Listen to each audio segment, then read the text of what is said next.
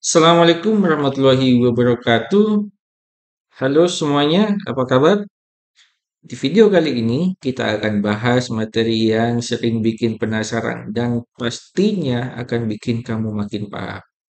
Jangan lupa subscribe, like, share, dan komen. Yuk kita mulai videonya.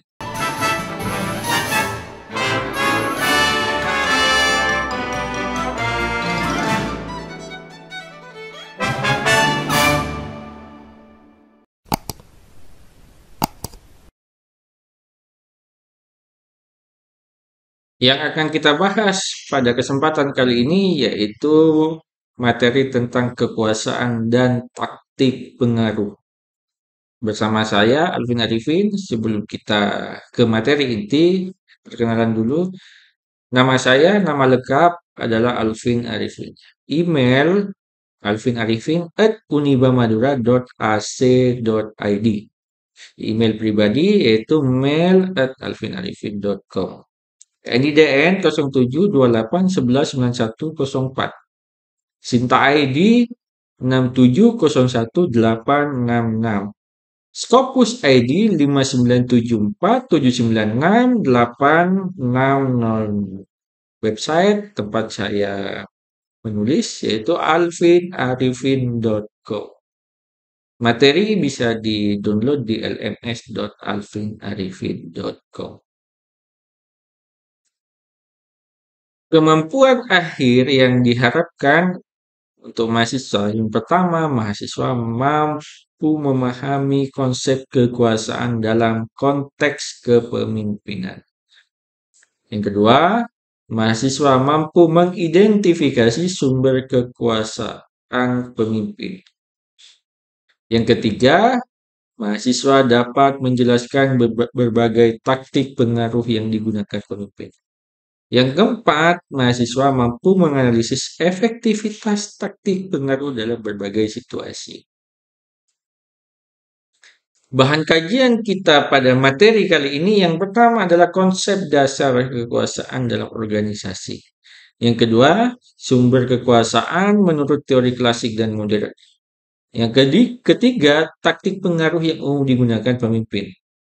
Yang keempat, hubungan antara kekuasaan, pengaruh, dan efektivitas kepemimpinan. Yang kelima, faktor situasional yang memengaruhi keberhasilan taktik pengaruh. Selanjutnya, konsep kekuasaan dalam kepemimpinan. Yang pertama, kekuasaan adalah kemampuan untuk memengaruhi perilaku, nilai, atau keputusan orang lain. Jadi, seorang pemimpin tentunya memiliki kekuasaan, ya. Ya. Pemimpin yang cakap harus memiliki kekuasaan, yaitu kemampuan untuk mempengaruhi perilaku, nilai, atau keputusan. Dan itulah seorang pemimpin. Makanya pemimpin itu identik dengan kekuasaan. Ya, karena konsepnya kekuasaan adalah mampu untuk mempengaruhi perilaku, nilai, atau keputusan orang lain. Kekuasaan bukan hanya milik atasan formal, tetapi dapat dimiliki siapa saja yang mampu mempengaruhi.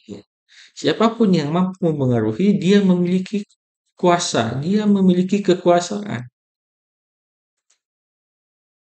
5 sumber kekuasaan klasik ya, dari Friends and Raven. Di sini yang pertama reward power, memberi imbalan. Ya, memberi imbalan, dia memiliki kuasa ya. Ya, yang mampu memberi imbalan, dia memiliki kuasa. Yang kedua ada coercive power, dia memberi hukuman. Ya, memberi hukuman. Dia punya kuasa, dia mampu menjadi menghukum. Ya, karena punya kuasa. Ya. Kemudian yang ketiga, legitimate power, kekuasaan berdasarkan jabatan. Dia memiliki kuasa karena dia uh, seorang pejabat misalnya. Dia memiliki kuasa karena jabatan dia. Ya, karena dari hierarki struktur organisasi dia di atas ya, sehingga dia memiliki kekuasaan. Ada referent power, kekuatan karena dikagumi atau dihormati. Ya, bisa juga karena karisma misalnya. Karena misalnya seorang tokoh misalnya, karena dikagumi dan dihormati, dia memiliki kekuasaan. Kemudian yang terakhir ada expert power, kekuasaan karena keahlian. Dia memiliki kuasa karena dia seorang ahli. Ya, makanya seorang ahli itu dibutuhkan ya. Ya, dan memiliki kuasa ya karena sebagai ahli dia. Ya, tidak ada yang bisa seperti dia misalnya. Ya, makanya disebut dengan expert power. Ya, karena tidak ada yang memiliki keahlian seperti dia. Karena memiliki keahlian tertentu sehingga dia mampu mempengaruhi orang lain atau ahlinya ya. Ya. Kemudian sumber kekuasaan tambahan yang pertama ada informational power yaitu mengontrol akses terhadap informasi penting. Dia adalah orang kunci yang bisa mengakses informasi misalnya. Ya. Kemudian ada ecological power yaitu mengatur kondisi kerja alat dan sistem. Ya, dia memiliki wewenang untuk mengatur kondisi kerja, alat, dan sistem di situ.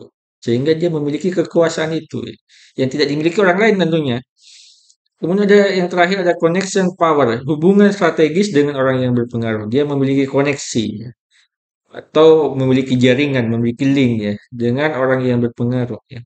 Sehingga dia memiliki kekuasaan di situ.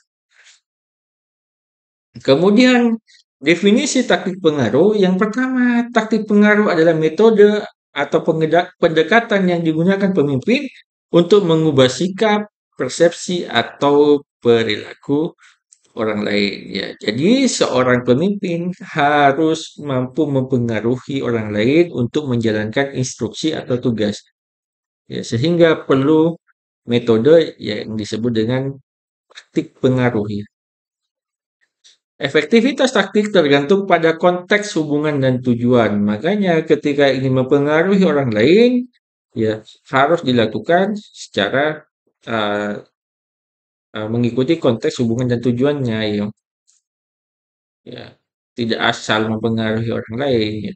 Karena mempengaruhi orang lain itu uh, tidak gampang, ya, tidak gampang sehingga perlu sesuatu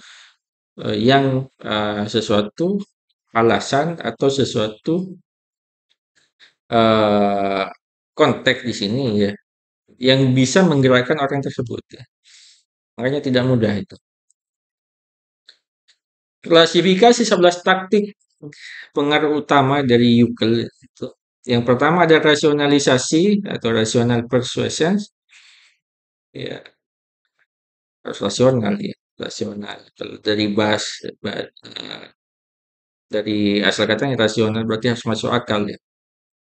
Ada inspirasi atau inspirational impulse di sini harus menginspirasi dia, biasanya lebih gampang mempengaruhinya. Ada konsultasi atau consultation di sini ya dapat dikonsultasikan ya atau dapat dapat mengkonsultasi ya. Kemudian ada impress management atau ingratation ya, atau impress management. Kemudian sesuai dengan fungsi manajemen adalah dia. Jadi kalau uh, pemimpin itu harus bisa mampu melaksanakan fungsi manajemen tadi ya, dari perencanaan, ya, perorganisasian, ya. Kemudian ada faktor kepemimpinan di situ ya, pengambilan keputusan. Kemudian ada sistem pengawasan di situ. Kemudian ada pertukaran exchange, bisa pertukaran uh, apa? Pertukaran dalam artian di sini bisa pertukaran ide, bisa kemudian ilmu bisa dan banyak hal yang lainnya. Ada koalisi ya. Koalisi itu sekumpulan atau koalisi itu eh, dia berkoalisi, dia menggabungkan keseluruhan. Sehingga apa? Sehingga dia memiliki pengaruh ya, karena ada koalisi di situ, ada penggabungan, ada tekanan, ada pressure ya, ya, karena ditekan ya. Kita bisa mempengaruhi orang lain karena kita mampu menekan, ya, juga karena tekanan ya. Ya, tapi berbeda dengan intimidasi ya. Intimidasi itu apa konotasinya negatif ya. Ini tekanan bagaimana kita mempengaruhi orang lain dengan menekan. Ada legitimasi, legitimating tactics. Dia memiliki legitimasi, ya, memiliki legitimasi. Maksudnya, misalnya dia adalah seorang yang terpandang, misalnya seorang ahli, misalnya memiliki legitimasi di situ. Kemudian ada persahabatan, ya, karena faktor kedekatan personal, kalau persahabatan itu, ya, atau personal, karena kedekatan personal, ada kolaborasi, ya. Kolaborasi itu bersama-sama, ya, kebersamaan kolaborasi. Kemudian ada taktik ganda atau combining multiple taktik. Jadi dari beberapa taktik tadi itu eh, digabungkan ya, digabungkan. Ya, jadi tidak hanya memilih apa, tidak hanya seorang pemimpin tidak hanya menjalankan salah satu dari 11 ini ya, bisa saja semuanya dia jalankan ya, sehingga pengaruhnya lebih besar. Kemudian taktik paling efektif dan kontekstual ya di sini taktik rasional persuasion efektif jika tugasnya kompleks, audiensnya analitis ya. Maksudnya tugasnya itu sangat susah dan audiensnya itu sangat kritis ya. Sangat kritis sehingga perlu rasional persuasion, pendekatan yang rasional ya. Kemudian inspirasional efektif jika perubahan nilai visi jangka panjang ya. Pandangannya sudah pandangan jangka panjang ya. Ya, ingin merubah visi atau ingin uh, merubah visi atau juga bisa karena ingin apa mengganti, merubah, mengganti atau memodifikasi ya, visi jangka panjang. Sehingga perlu taktik inspirasional ya, sehingga mencari inspirasinya itu gampang ya. Kemudian ada consultation. Efektif jika mencari komitmen bukan kepatuhan. Dia ingin ada orang yang patuh itu ya, bukan apa orang yang patuh itu ya, karena ikhlas misalnya, atau juga ada yang karena terpaksa ya. Yang paling bagus ketika dia patuh karena inisiatif dia ya, karena emang karena ikhlas ya, bukan karena keterpaksaan, itu yang bagus ya. Ya, makanya mencari komitmen bukan kepatuhan dia di sini. Kalau komitmen otomatis dia itu melakukan segala bentuk tugas itu karena dari dalam dirinya ya, bukan karena takut misalnya, bukan karena tekanan misalnya, ya, karena ada komitmen di dalam dirinya. Komitmen itu muncul dari dalam dirinya ya, dari dalam dirinya, bukan karena faktor eksternal ya. Kepatuhan itu bukan karena faktor eksternal. Contohnya tekanan misalnya, hukuman misalnya. Ya.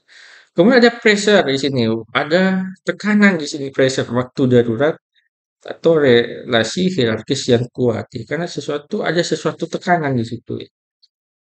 Ya, makanya artinya harus pressure ya.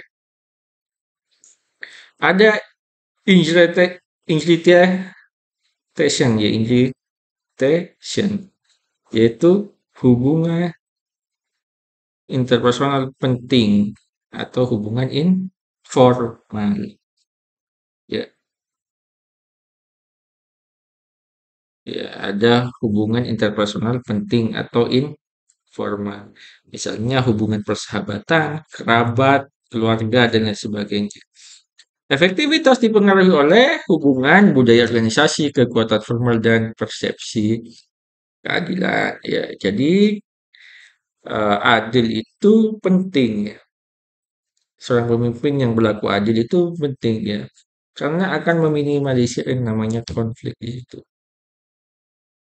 Taktik pengaruh dan kepemimpinan efektif. Yang pertama, pemimpin efektif memiliki taktik yang sesuai situasi dan tidak mengandalkan satu cara saja. Jadi banyak opsi yang dia miliki itu. Ketika seorang pemimpin yang efektif memiliki banyak opsi ya. Biasanya seorang pemimpin itu memikirkan hal terburuknya dulu ya, baru hal yang terbaiknya ya. Di pikirannya itu eh, hal terburuknya dulu ya. Kemungkinan terburuknya dulu, baru kemungkinan terbaiknya. Ya, kenapa demikian? Untuk menjaga atau untuk menjaga kehati-hatian ya, dan lebih berhati-hati di situ. Kemudian kombinasi taktik cenderung lebih berhasil daripada satu taktik tunggal. Dari kombinasi beberapa macam taktik itu biasanya lebih berhasil ya. Ya, lebih berhasil. Kenapa? Karena lebih banyak pilihan tadi, lebih banyak cara. Ya, satu cara itu ya banyak cara lebih bagus daripada menggunakan satu cara. Ya. Kemudian penggunaan taktik keras secara terus-menerus dapat merusak hubungan jangka panjang. Ketika kita terlalu keras ya, melakukan ibaratnya tangan besi misalnya secara terus-menerus dapat merusak hubungan. Ya, dapat merusak relasi ya.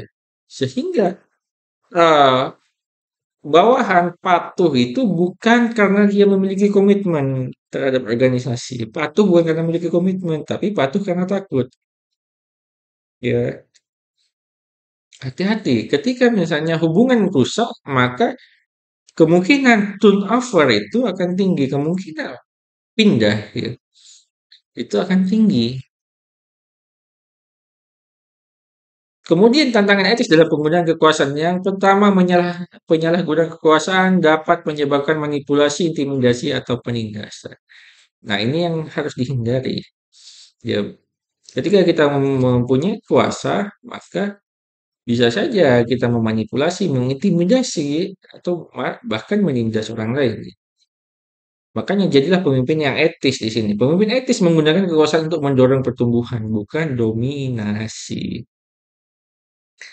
Ya, pemimpin yang etis menggunakan kekuasaan untuk mendorong pertumbuhan, bukan dominasi. Ya. Jadi, tumbuh bersama, maksudnya bertumbuh bersama. Transparansi dan akuntabilitas menjadi bagian penting dalam praktik kepemimpinan berpengaruh di sini. Ya, jadi seorang pemimpin ketika melakukan ketika memutuskan sesuatu atau mengambil keputusan harus transparan dan akuntabilitas. Tidak ada sistem like or dislike atau suka atau tidak suka, tetapi harus objektif di situ. Ya. Kesimpulannya adalah kekuasaan adalah sumber penting untuk mempengaruhi, namun harus digunakan secara etis. Ya. Tidak boleh tidak etis atau semena-mena tidak boleh. Sumber kekuasaan dapat formal atau informal. Pemimpin harus memahami dan menyesuaikan taktik pengaruh terhadap konteks dan relasi. Kepemimpinan yang efektif memerlukan fleksibilitas dalam menggunakan kombinasi taktik yang bijak. Harus bijak dan ketika menjadi seorang pemimpin harus bijak, dia harus bijak dan juga etis ya. Oke, itu materi kita kali ini. Sebelum diakhiri, saya akan memberikan referensi. Yang pertama adalah dari Yukl dan Gardner, ya, yang bukunya berjudul Leadership in Organization, edisi ke-9 dari Person tahun 2020. Ada Nordhaus yang bukunya berjudul Leadership Theory and Practice, edisi ke-7 dari Sage Publication 2016. Yang ketiga adalah Harrison yang bukunya berjudul Leadership Theory and Research, Critical Approach to New and Existing Paradigms. Dari Palgrave Macmillan tahun 2018. Ini buku e-booknya ini ada e-booknya, dan bisa diakses ya, gampang diaksesnya. Oke, tentang saya sebelum diakhiri, I'm a full-time lecturer at the Department of Management Faculty of Economics and Business, University of Bahudin Mutahari, Madura.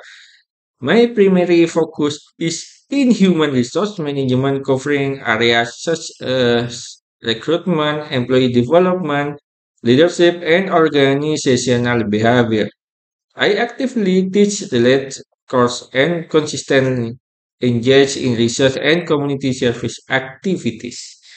Oke, sekian video kali ini. Kita berjumpa lagi di video-video selanjutnya. Bye bye.